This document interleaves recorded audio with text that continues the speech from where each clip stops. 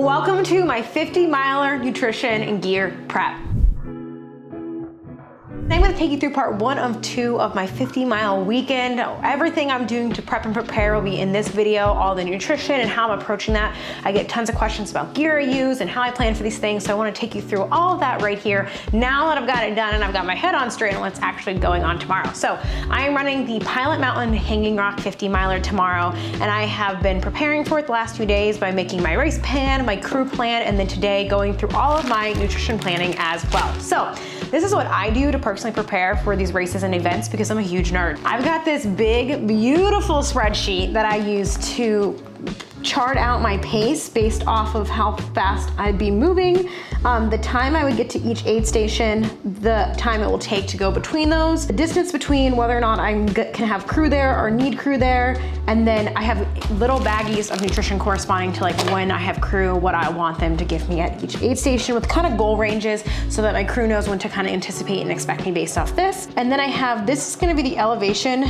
change for the race. 2 kind of really big sections here with one little tiny climb in the middle, but mostly relatively flat.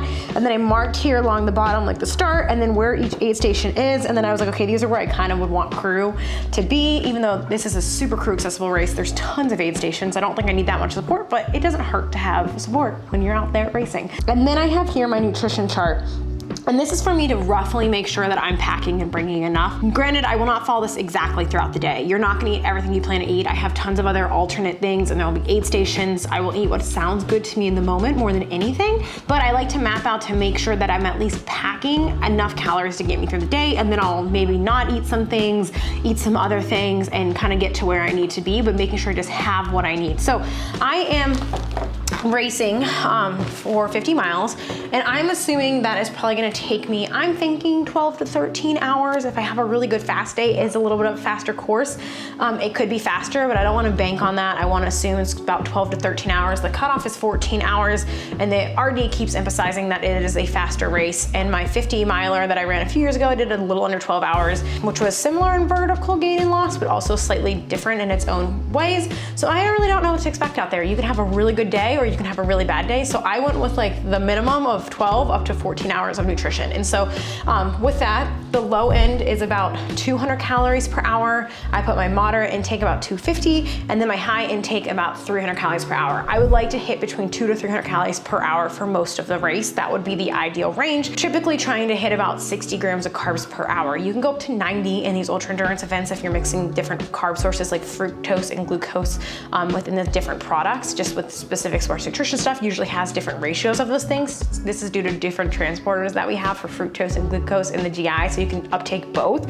But you can't really overload a lot more of that traditional glucose type stuff past that 60 grams per hour. So that's where I try to aim, knowing that I'll get some fats and maybe a little bit of protein, not as much with the way that I have to eat for my GI, mixing in throughout the day to get those total calories. And it's okay to eat a little bit more fat in these types of events because you are moving low and slow and moving all day long, but I'm still very cautious about that when I'm picking my food items, just because fat can slow down your digestion and give you GI issues. But typically what we see in ultra endurance events is that people tend to start eating more fats and more salt. They want more savory as you get throughout the day. You get a lot of palate fatigue with the sweetness, so I try to balance that in the foods that I'm eating across the day, so that way I keep eating, and I kind of plan also, and I'll go through this here in a second, how I know that I'm going to respond to my mood and how I like to eat as I go across the day. So in my little chart here, I have it mapped out for about like 4,000 calories, which I don't need.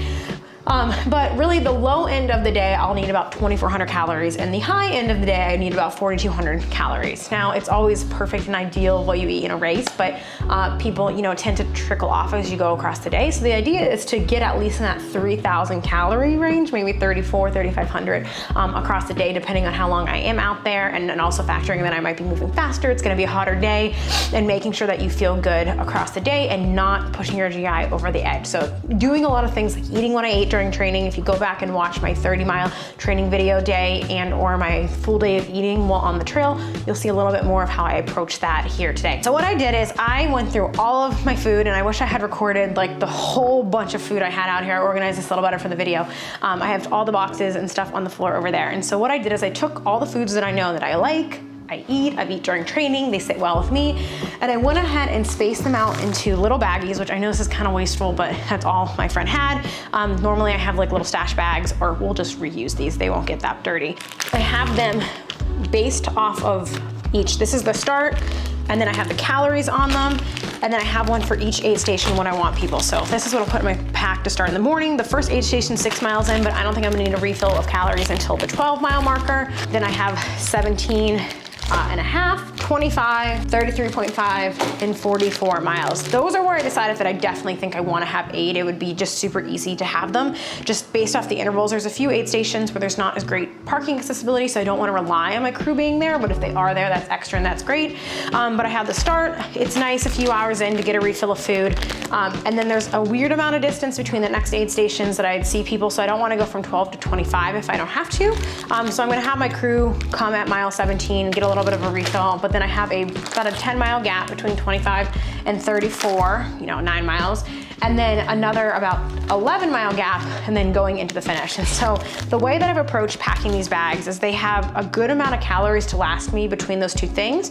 But in the morning, I have a lot more. I have applesauce packets, I have fig bars, I have some more Whole Foods granola bars, and then as the day goes on, and I know that I'm going to start to get bored with eating, or maybe not feel so great, or I just need to rely more on the hyperpalatability of food to get me through the day. I have about the 25-mile aid station, the halfway point. I've got a Take 5, and I start to give myself some more gummy candies. I've got Cheez-Its, because not everyone loves a good Cheez-It. And then mile 33, again, I kind of know that for me personally, I feel like the race is really gonna start for me after mile 30, like probably mile 33 aid stations, where I think they'll be hard, right? Like that's where the race is in the 50 miler. The first 20, 30 miles are kind of the warm up. And so I gave myself some gummy candies. So if I'm feeling low, about halfway, mile 30, I have gummy candies. I have my halfway Snickers. This is over halfway. That's like my little thing that I do in races. I have my like low anticipation Snickers, because it's a great way to just get a bunch of calories in. A Take 5 and some more applesauce packets. And then for that very final push, it's basically a bag of sugar. I know that as I go throughout the day, I'm gonna wanna eat less Whole Foods like bars, and I'm gonna wanna eat more things like candy or gummies. I'm not gonna really wanna think about what I'm eating. I start to get sick of eating and wanna move faster. I wanna be focused in, and so I think of, things that are gonna be laying on my stomach as more of like a layer of food, like the fig bars and the crackers and things like that. And then moving more towards, okay, I'm eating just gummies because they're a lot of bang for your buck, caloric density, or candy, Take 5, Snickers, or Cliff Blocks, sports nutrition stuff like that, where I don't have to eat as much to get the calories that I need in. And so these are kind of my little aid bags, but there's a high chance that throughout the day, that's not exactly what I'm going to eat, and I'm gonna get things from my crew. So what I did is I consolidated all the other food that I have, and I took it and put it all into this little extra snack bin. So if I'm like, hey, you know what I'm really feeling, or hey, what I really want. So I've got all my bags of liquid IVs, and I will drink these. It's going to be hot tomorrow, so I'm going to need these. But what I'm going to do is I have 4 bottles packed with me. And it kind of is a pain in the butt to take your liquid IV and refill it and put it in your bottle. There will be Tailwind and regular water at aid stations. So I'm going to ask my crew when I see them at these points in time if they can take one of my extra water bottles and just always have it filled with salt. Because what I'll probably do throughout the day tomorrow is have like a bottle of Tailwind and then a bottle of water with salt. Now there's aid stations very frequently. Like this is a 50-mile race, and there's literally 11 aid stations, and that's not even counting the start and the finish. So that's like, it's not very far between. So I doubt I'll drink 2 bottles between every aid station. So some of them I might just have 1 filled. But I think I'm gonna ask my crew to do that, because I'm gonna need lots of salt tomorrow, because it is gonna be hotter. And I did learn during training that I need more salt than I think.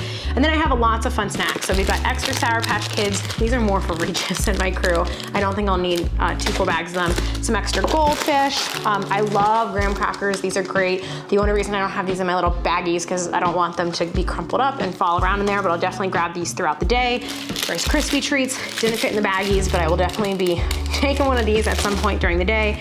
Extra fig bars, extra applesauce packets, Cheez-Its, cookies, more fruit strip type things. I also have Huma gels in here, gels in general. They also have these at the race, so I'm not want to bring my own if they're just gonna give them to me, because those are expensive. So I'll take those throughout the race at the aid stations as I need them. And then I've got some extra Take 5s and gummy bears in here as well. So that way, if I'm going through the day and I'm feeling low, or I'm like, you know what, this sounds really good, or the only thing that I want to eat right now is Cheez-Its, so the only thing that I can stomach thinking is just like gummy bears, then I kind of have that there, and I can tell my crew as I go. But this race is actually, I'm really impressed. It's going to have like a really well-stocked aid station situation here. I think they're doing a really good job with it for just being like a casual North Carolina race, not like a big name race. You get hit or miss with East Coast Ultras. You get like, here's a water jug and a table, or you get, here's Huma gels and Tailwind. So the other things I will be bringing are Tailwind, which this race will have these at their aid stations, which is nice. But this one's my caffeinated one, and then this I'll put in my soft flask to start in the morning, just to start getting some carbs in early and often and trickle in as I begin to eat throughout the day. The biggest thing is it's gonna be hot, so I'm gonna need a lot of water to get me through the day, and I don't wanna put Tailwind in every bottle I'm drinking, because I'll need more water than I will need carbs per hour, or that this will, the ratio of carbs within that water that I'm drinking, it might kind of not lead to the best of GI. So that's a thing that can happen with running if you take too many carbs or too many liquid carbs in per hour versus the water intake that you need. If you have it all be sugar dominated, then you're gonna get what we like to call the drop. I do have 3 Gatorades that I pack for myself as well. One for the morning beforehand, and then if I just want that during the day, just something to mix it up, and chips. Again, I didn't pre-bag these out simply because I didn't have enough baggies, but when I get to my crew or the aid stations will have chips as well, I will often take handfuls of chips. And I buy the lower fat ones, and these are also salt and vinegar, the best ones. Lower fat ones, just so it doesn't mess with my GI, and that's what I will have extra throughout the day. But this race is really crazy stocked. Like, I'm impressed, and I have it right here. Like, there's gonna be fruit and granola bars, crackers, pretzels, Huma gels, Tailwind, salt, potatoes, Coke, Rice Krispies, pickles, fruit snacks, ginger ale, tortillas and meat, peanut butter and jelly beans, boiled potatoes, M&Ms, more chips, all that stuff too. And that's all that stuff that I will eat at aid station. I will eat pickles, I will grab some M&Ms, I will eat some of the little things as I go, and I would run through and I grab stuff. So it's just a matter of how I feel throughout the day.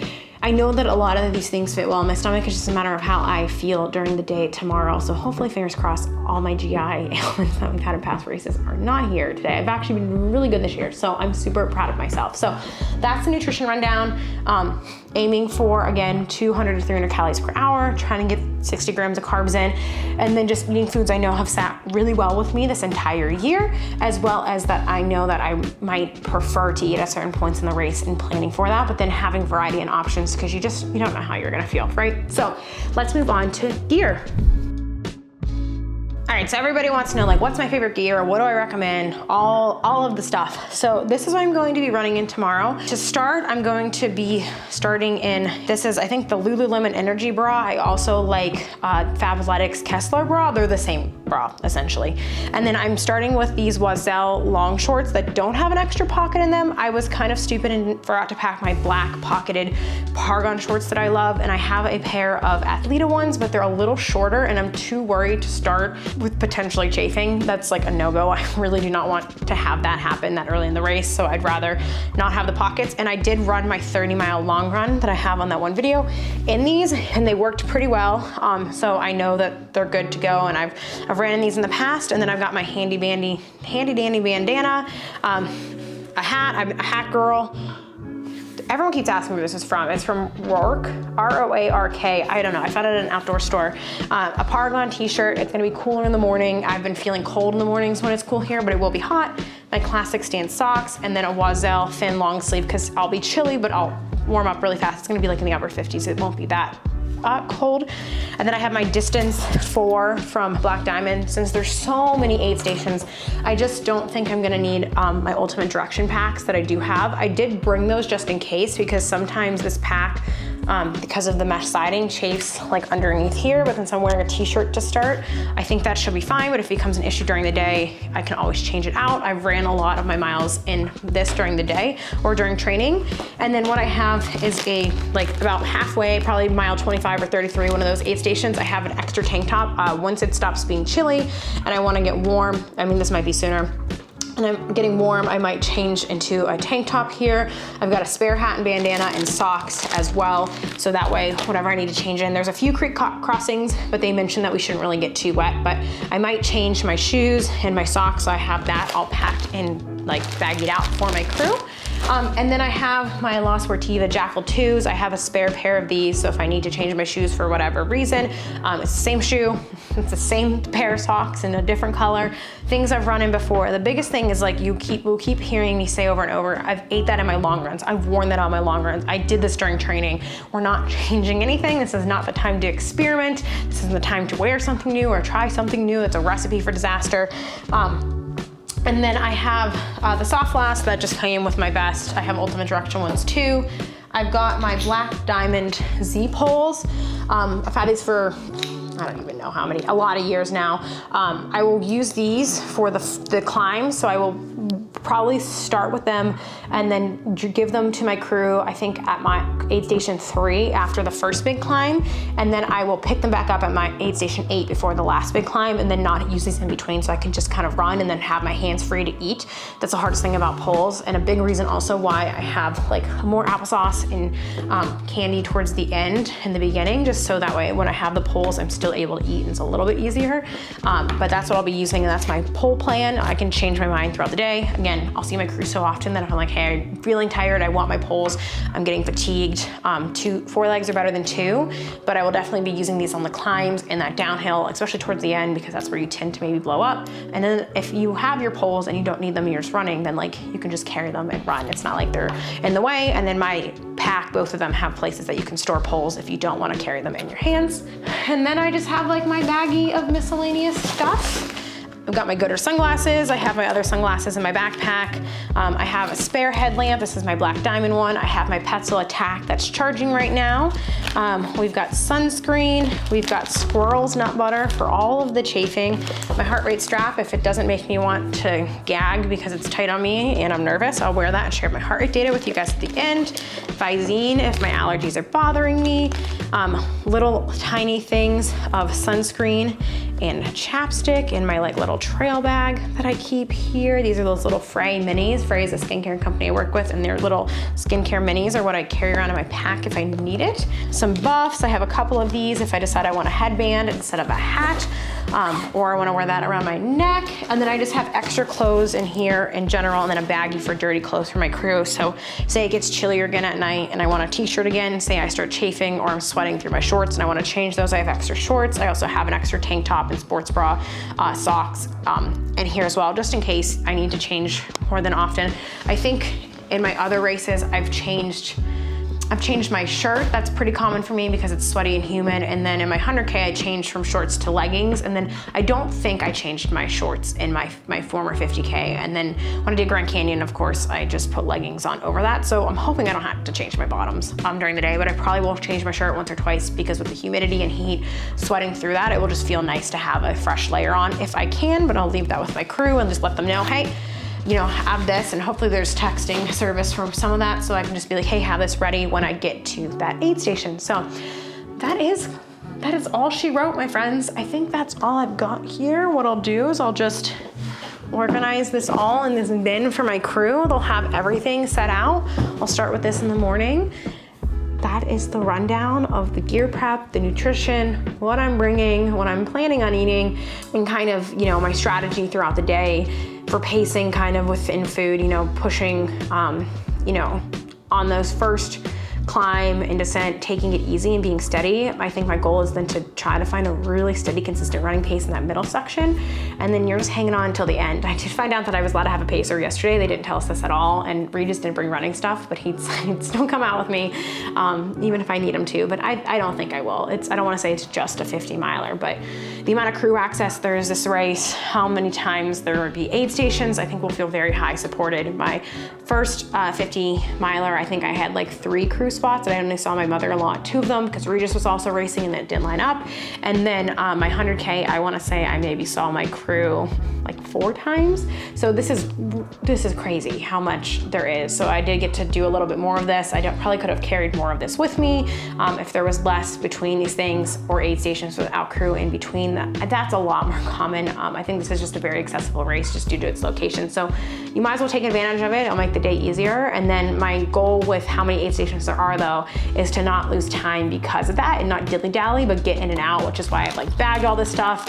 And I'll kind of tell my crew like, hey, I'm gonna need to get in and get out. Here, have a bottle ready for me. Here, help me with this stuff. So I'm not losing time at aid stations, because that is a place where you can lose a lot of time throughout the day. Like I said, there's 10 aid stations, and if you spend 5 minutes at each one, then that's an hour extra time, and you just don't want to be out there an hour extra if you don't need to be. So hopefully you guys found this helpful. Please subscribe to my channel if you enjoy this content, and we'll be coming out following up with my race date video. So I hope you're super stoked, super excited, and thank you for all the support on this Return to Ultra series. Be sure to go back and watch those videos if you haven't yet and catch up on all of the fun, and I will catch you guys tomorrow. I'll see you in the next one.